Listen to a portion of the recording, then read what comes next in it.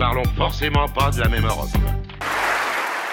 Merci de nous retrouver ici à Bruxelles, au Parlement européen, avec Marc Tarabella, Katianine Nandabourou et Jean Quatremer. Les buralistes français sont furieux. D'ici à 2 ans, le paquet de cigarettes va passer à 10 € et ils craignent, ces buralistes, que les fumeurs aillent se fournir chez les voisins belges ou luxembourgeois. Du coup, des députés français pensent que la solution, c'est le prix unique du tabac en Europe pour mettre fin à cette concurrence transfrontalière. En clair, 10 € partout à travers l'Europe. Est-ce vraiment possible ? Hugues Baudouin, non-fumeur devant l'Éternel. L'Éternel qui, lui, est un fumeur de Havane, comme Jean Quatremer. Hugues Baudouin s'est posé la question. Le tabac, c'est à vous. On en reviendra tous à vous. Imaginons, au 1er janvier 2018, le paquet de cigarettes passe brutalement à 10 €. Les Français se ruent au Luxembourg, Belgique et Espagne pour acheter leurs cartouches moitié moins chères. En quelques mois, des milliers de bureaux de tabac disparaissent. Un scénario cauchemar pour les buralistes. Alors pour mettre fin au commerce transfrontalier, certains pensent à une mesure choc, le prix unique du tabac en Europe. Le prix unique du paquet de cigarettes est une solution. Et en même temps, ça ne doit pas être la seule solution. Le prix unique, idée peut-être séduisante sur le papier, mais qui se heurte à un obstacle majeur. Le prix unique pourrait être une solution, mais comment peut-on réaliser et obtenir donc un prix unique en Europe ?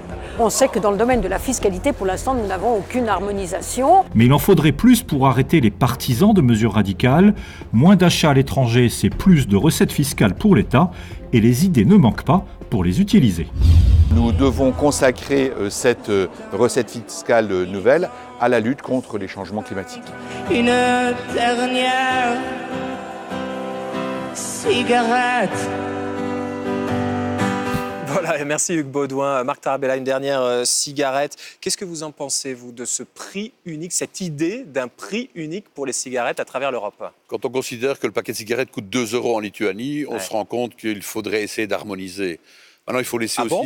Donc vous pensez que c'est une bonne chose d'harmoniser ? Je pense que c'est une bonne chose parce que tout ce qui va dans le sens d'une harmonisation des fiscalités et des accises est une bonne chose. Maintenant, il faut laisser la latitude aussi aux États membres de pouvoir décider de faire fluctuer le prix dans une fourchette. Car tout ne se décide pas à Bruxelles, tout doit pouvoir aussi être géré par les capitales, mais le faire varier dans une fourchette de prix raisonnable, allez, entre 7 et 10 par exemple, m'apparaît quelque chose d'intéressant. Marc Tarabella, petite parenthèse, vous êtes député européen socialiste belge. Je fais la guerre à tout le monde, on ne dit pas Bruxelles, on dit Bruxelles. Vous dites Bruxelles ? Parce que je suis sur une chaîne française. Ah, d'accord, ok, je m'adapte. D'accord. On ne dit pas Auxerre, on dit Auxerre. Jean Quatremer, qu'est-ce que vous en pensez ? Est-ce qu'il faut un prix unique pour le tabac en Europe, pour les paquets de cigarettes ? 10 € pour tout le monde. Mais ça n'a aucun sens. 10 €, vous avez vu le niveau, par exemple, du SMIC en France, comparé au niveau du SMIC au Portugal, en Lituanie ou en Grèce. C'est-à-dire qu'en clair, vous voulez que le tabac soit un produit de luxe réservé aux sociétés d'Europe de l'Ouest. C'est juste pas possible. C'est pas de 7 à 10 €. 7 €, un Lituanien ne pourra jamais se payer un paquet de cigarettes. Donc, de facto, ça voudrait dire que Bruxelles interdit aux fumeurs d'Europe de l'Est ou les pays d'Europe du Sud de fumer. Donc non, en Serbie, en Biélorussie, en Ukraine, le paquet il est à 1,50 €. Donc du coup, ils vont aller... ça va repousser encore les frontières. Sauf que là, vous avez des contrôles aux frontières, parce que je vais vous apprendre une chose, Yann Anthony, c'est assez surprenant, je sais. La Biélorussie et l'Ukraine ne sont pas dans l'Union européenne. Donc là, vous avez un vrai contrôle. Ça, on est d'accord. Vous avez un vrai contrôle, on peut vider votre voiture et Oui. vous obliger à payer des taxes. Donc ça, par exemple, si vous allez acheter vos cigares, moi qui suis fumeur de cigares, à Andorre, vous avez droit à 2 boîtes de cigares, pas une de plus. Et je peux vous assurer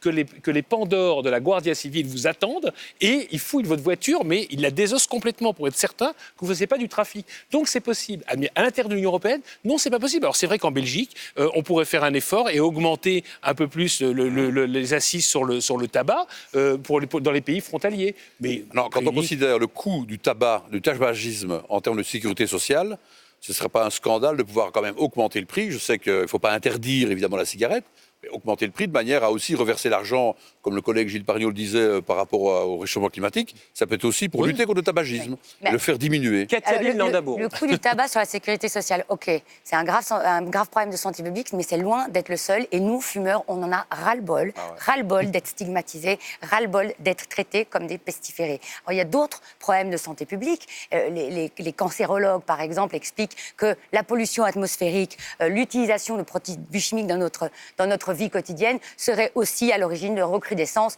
de certains cancers, de maladies, d'allergies, etc.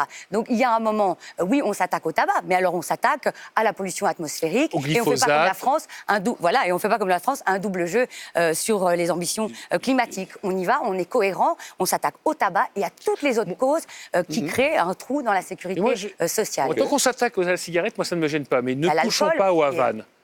C'est tout ce que je dis, ça ne va pas plus loin. Car Dieu est un fumeur de Havane. Oui. Vous avez bien raison de le rappeler. Il y avait une autre proposition, très rapidement. Il y a un sénateur qui dit qu'on devrait avoir des quotas par pays du nombre de cigarettes pour éviter que des Belges viennent en France ou que les Français aillent en Belgique, etc. Une fois que le quota est atteint, plus possible d'avoir... C'est fantastique. On aurait des quotas d'émissions et des quotas de cigarettes. Mais je veux dire que l'amour français pour la bureaucratie, vous imaginez l'usine à gaz qu'on va mettre en place? Non, mais à l'aide, quoi. C'est vraiment à l'aide. Michel Crozier n'est pas mort, qui étudie un peu la sociologie et le phénomène bureaucratique.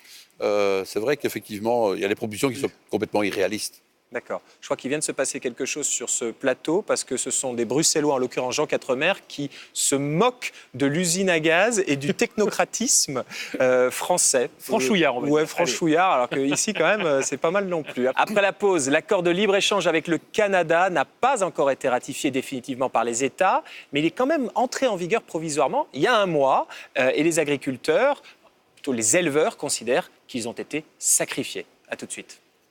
Nous ne parlons forcément pas de la même Europe.